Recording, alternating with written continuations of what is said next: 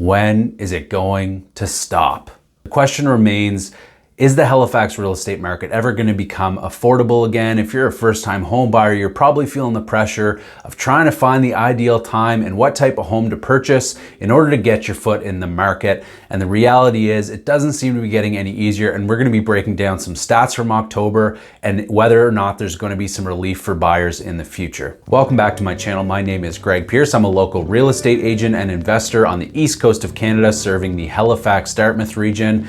And today we're going to be talking about some of the October stats, what the real estate market looks like in the Halifax-Dartmouth area, and whether or not prices are going to come down and or see some relief for first-time home buyers. Now, if you're thinking of buying, selling, or investing, or just have some general real estate market questions, I'd be happy to set up a no strings attached one-on-one call with you. You can click on my Calendar link in the description below and choose a time and date that serves you best. All right, so let's dive right into this. We're going to be focusing on the October stats, particularly January to end of October year to date, and that's going to be focusing on the Halifax-Dartmouth region. So let's look at total sales from start of January until the end of October here in 2024. We've had a total of 4,506 total home sales, and that's an 8% increase compared to last year. More importantly, the average sale price has climbed up to $578,961.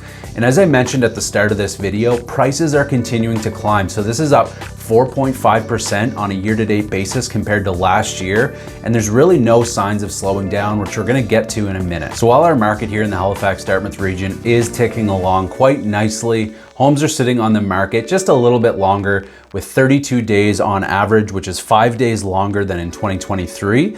And there is still some similar inventory levels compared to last year. It's down by 0.3 months, so down to 2.2 months of inventory. And again, what that means is that if no more homes were to come on market, it would take 2.2 months for all the current inventory to sell off. So it's important to note that anytime we are below 4 months of inventory, it is considered a seller's market. And as that number decreases and gets closer to zero, that becomes a stronger and stronger seller's market. So at 2.2 months of inventory, that is still quite a strong seller's market. And the important thing to note here is that that does fluctuate a little bit depending on the price point. So typically anything sub $550,000 is still going very, very quickly. So the months of inventory in that price point would be significantly lower. We're still seeing competitive offers. The days on market are less for properties like that. And then as you climb the price spectrum, those numbers tend to expand a little bit. So what does this mean for you? Let's start with sellers. If you're currently own a home that you think is somewhere, I would say below $600,000, it's still a phenomenal time to list your property. Seasonality excluded, obviously listing, now is a good time, but if you're getting close to Christmas, it's probably best to hold off until, late January, early February. However, if you have a home priced above that price point, there's really no bad time to list necessarily. I would advise you to work on preparing your home, getting it decluttered, maybe doing some paint touch-ups and ready to hit the market as soon as you can in the new year. And then just anticipate a little bit longer on market. Obviously, getting a right agent to price your home accordingly, stage it, well photographed, marketed well, that's gonna be crucial. But just anticipate that it's going to sit on market a little bit longer, again, depending on the agent that you're using. Now, despite the climbing home prices, I still think it's a really good opportunity right now for buyers, particularly first-time home buyers. And yes, I know it's expensive. However, we have seen some interest rate relief, and that does seem to be continuing. We saw a 50 basis point drop in October, and there is expected to be another rate cut here in December. So there are signs of alleviating some of those higher mortgage payments. The benefit of this is that yes, homes under 550, which is typically going to be first-time home buyer segments, are going quickly. However, there are a lot of properties that are coming back to market, whether that's from a failed inspection or financing coming through, and sometimes those can be hidden gems. Also, if you're looking on a little bit more outside of the outskirts of the downtown area, there can be some really great deals to buy in some of these areas, and I do expect those homes to appreciate quite well. Anything really within an hour's drive of Halifax is going to do well in the long term. In addition, when we look at the buyer segment, it's really important to note that there are definitely case-by-case specifics depending on the person, their budget, their income, their debt amounts that are all going to factor into when is going to be the best time for them to buy. For example, interest rates are going to continue to come down. We definitely have not hit the bottom of interest rates, but typically there's an inverse relationship. So when interest rates come down, home prices typically rise. We haven't seen that in full effect or as much as we maybe thought it would. However, I do believe, based on my own personal experience and the clients that I've been working with, is that there are a lot of buyers waiting to time the bottom of the interest rates. They want to get the best rate possible. We've seen what rates were back in the early COVID days. We were down below 2% on 5-year fixed rate mortgages. Now, those aren't going to come back, in my opinion. However, I do believe that people are very attached to that and don't consider the home price as much as they should. There's the old adage that you should date the rate but marry the home. It's a lot better to buy a lower home price with a slightly higher interest rate than the other way around.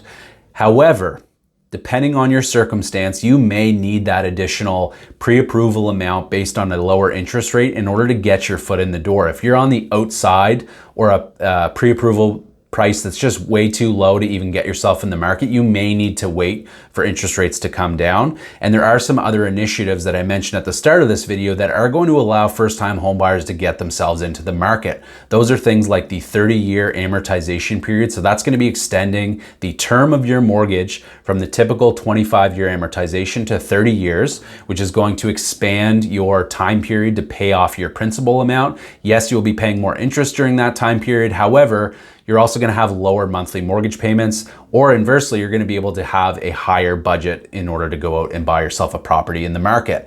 The other thing to consider is new construction, whether you're a first-time home buyer or not, is on 30-year amortizations if that's a route that you want to take. And as I mentioned, there's still a ton of different programs, lower interest rates coming, down payment assistance programs here provincially. So there's a lot of alternative options for first-time home buyers to get themselves into the market. And I do believe it's one of those things where it's better to be time in the market versus timing the market. So this was just a quick snapshot of what the housing market has looked like here in the Halifax-Dartmouth region in terms of residential sales from the start of 2024 all the way till the end of October.